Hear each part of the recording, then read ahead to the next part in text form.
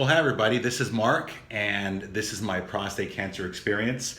This is a video series that I've put together to document my prostate cancer surgery and the time that follows it, days, weeks, months, and even years. This is video number 13 in my series, and in this case, 13 is actually a very lucky number because I got my first PSA results back. And I'm very pleased to report that, and I blew it up here just so you can see. Ready? Da da da da. 0. My PSA is less than 0.1, which is what they call a 0 reading. Now what this means is, after your prostate comes out, when you have prostate cancer, the cancer cells produce an antigen, and that's what the PSA blood test measures. In my case, when I got above the 4.0 mark with the PSA test, that was assigned to look into this further, and subsequently found out with a biopsy that I had prostate cancer. After the surgery, in theory, if the cancer is removed, there's no more cancer cells left to produce the antigen, so the result comes back 0. And that's exactly what happened to me. So it's about 8 weeks right now, and about the 6-week mark, you're gonna have a PSA test once the prostate's been removed, and you hope for the best. What complicated my situation is that the pathologist report noted that the prostate had what's called a positive margin. And what that means is there was one area of the prostate where the cancer was actually on the surface. And that's a concern, of course, because you don't want cancer cells to leave the prostate and stick around. And it doesn't usually happen. The prostate cancer tends to be very much internal to the prostate, but the pathologist, for one reason or another, sometimes the handling of the prostate is at fault, but you never quite know. So the only real result you're looking for after the pathology is the PSA test.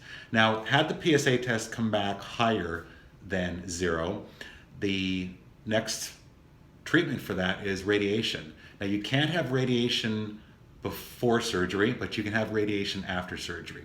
So I still recommend prostatectomy, which is the removal of the prostate, as the best way to handle this. And that's the direction that I took. And as a result, I'm absolutely back to normal right now. So my surgeon is Dr. David Samadi. He's based in New York City.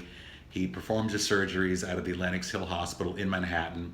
And what really attracted me to him as a physician is not only his experience, having done over more than 6,000 of these surgeries, but he has a procedure which is really designed to spare the nerves and to really ensure that you get back to normal after the surgery. In my particular case, I have full continence. My erectile dysfunction was a little worrisome for the first couple of weeks, but at about the 5th or 6th weeks, everything pretty much returned to where it was. Not 100%, but it keeps getting better. The thing you want to be on the lookout for is that there is improvement.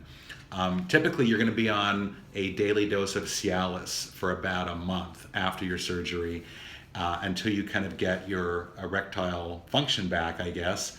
But I really have to thank Dr. Samadi because his technique in the operating room with the Da Vinci robotic system really took care of me. He ensured that I am back to where I was before. So that's all I really have to say. I mean, I don't really think about this much anymore. I remember the experience. I'm very, very sensitive to the issues of prostate cancer and the issues that men have with their health. And I'm trying to help as many people as possible. It's part of the reason I put this video series together. If you've been diagnosed with prostate cancer, you're looking for answers. You want to talk to people, you want to understand what your options are. I'm always happy to make myself available. You can reach me through this YouTube channel, which is Mark's Prostate Cancer Experience. But my answer is already going to be, you must visit Dr. David Samadi in New York. You must have the Da Vinci robotic prostatectomy procedure. And I think if you do that, your chances of getting back to normal very quickly are quite high. Everybody's different, everybody's different. We can never guarantee anything. But when you're in really good hands, you feel better, you stay very, very optimistic about things. And that's part of what got me through this, is I just never really had a doubt that there would be problems. And 6 to 8 weeks later to get a PSA test back at 0. That's kind of the final count, if you will.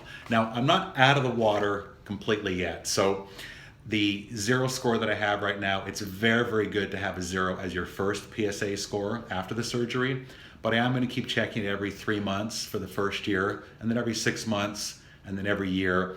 And the idea is to just keep monitoring it to make sure that it stays at 0. I'm told that if you get past the 5-year mark and you continue to be at 0, then you're pretty much done with this whole process. If something does recur in the future, and I'm not expecting it to, but if it does, I'll go through the radiation treatment. This has been done over and over and over again. The radiation itself is it's something you do every day for a number of days. It could be a month, it could be a few weeks, but your life continues. This does not impair your life in any way. So the good thing is the medical science is there. There's very skilled physicians, whether you're in the United States or anywhere around the world. There's great advice that you can get locally. There are great surgeons around the world, but I would still say make the trip to New York. You get to spend about 10 days in the Big Apple. And roughly the 3rd day after your surgery, you're up and running around anyway. So you can enjoy New York City, knowing that you're in the very, very best hands and the very best of care. So that's all I have for you today. Life is good. I'm back to normal, and right now I'm shooting this just a little bit after New Year's Eve 2016. I had a great New Year's. I'm not thinking about this much anymore. So you'll be in the same situation yourself if you do this the right way. But anyway, that's all for now. Reach out to me with any questions, and I will post again probably after my next PSA test, which will be about March or April 2016. So let's see how that goes. For now, take care.